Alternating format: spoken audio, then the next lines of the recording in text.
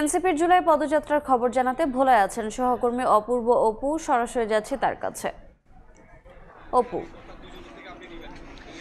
জুলাই পদযাত্রার ১৫তম দিনে আজ এনসিপির কেন্দ্রীয় নেতারা পথসভা করেছে, পদযাত্রা করেছে দ্বীপ জেলা ভোলায়। এখানে দুপুরে সড়কপথে বরিশাল থেকে ভোলায় এসে পৌঁছান। সেখানে ভোলায় এসে শহরের ডিসি রোড থেকে মিছিল করে, পদযাত্রা করে এনসিপির আহ্বায়ক নাহিদ ইসলাম। তিনি নিজেই স্লোগান ধরে আজকে, সেই স্লোগানে নিজে আজকে রাজপথ মুখর করে, ভোলার রাজপথ তিনি মুখর করে। সেখান থেকে শহরের বিভিন্ন সড়ক ঘুরে শহরের প্রেস ক্লাবের সামনে অস্থায়ী মঞ্চে সেখানে বক্তব্য রাখেন কেন্দ্রীয় নেতারা এবং স্থানীয় নেতারা এনসিপির। সেখানে সভা শেষ করে এই মুহূর্তে ভোলার ভেদুরিয়া ঘাট থেকে ফেরিতে উঠেছে। ফেরিতে আসা মাত্র এখানকার শহীদ পরিবার বা আহত পরিবার যারা রয়েছে তারা এসে এনসিপি নেতাদের সাথে এইমাত্র সৌজন্য সাক্ষাৎ করেছেন, কথা বলেছেন এবং এই মুহূর্তে তারা সবাই ফেরিতে রয়েছে এবং ফেরি থেকে বের হয়ে ফেরি থেকে একটু কিছুক্ষণের মধ্যেই এটি বরিশালের উদ্দেশ্যে রওনা হবে। বরিশালে কিছুক্ষণ বাদে আজকে পথসভা রয়েছে, সেখানেও পথসভা শেষ।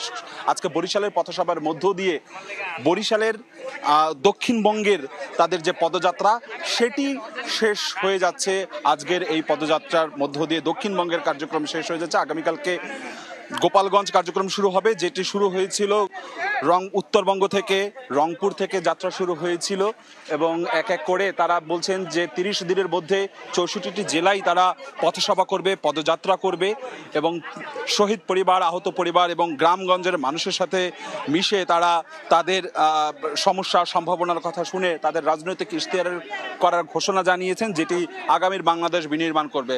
আজকে ভোলায় যে দুপুরে সভাটি হয়েছে সেখানে তারা বেশ কিছু বার্তা দিয়েছে, বিশেষ করে স্থানীয় এবং কেন্দ্রীয় নেতারা বক্তব্য রেখেছে। তারা বলেছেন যে নতুন বাংলাদেশে সন্ত্রাস চাঁদাবাজির বিরুদ্ধে ঐক্যবদ্ধভাবে প্রতিরোধ গড়ে তোলার আহ্বান জানিয়েছেন এনসিপির আহ্বায়ক নাহিদ ইসলাম। কথা বলেছেন এখানকার সামান্তা শারমিন, তিনিও নব্য ফ্যাসিস্ট চাঁদাবাজ মুক্ত মাফিয়া মুক্ত বাংলাদেশ গড়বার জন্য এনসিপির সাথে বাংলাদেশ ছাত্র জনতা যেমনি গণ অভ্যুত্থানে যে লড়াইটি করেছে সেই লড়াইয়ের অংশ হিসাবে এনসিপির সাথে থেকে আগামীর বাংলাদেশ বিনির্মাণ করার আহ্বান জানান। তো ভোলার ভেদুরিয়া ঘাট থেকে এখন রওনা হচ্ছে বরিশালের দিকে। বরিশালে পৌঁছানো মাত্রই সেখানে ৬টার সময় পথসভা হবে ফজলুল হক এভিনিউ। আমার কাছে সবশেষ এতটুকুই খবর ছিল।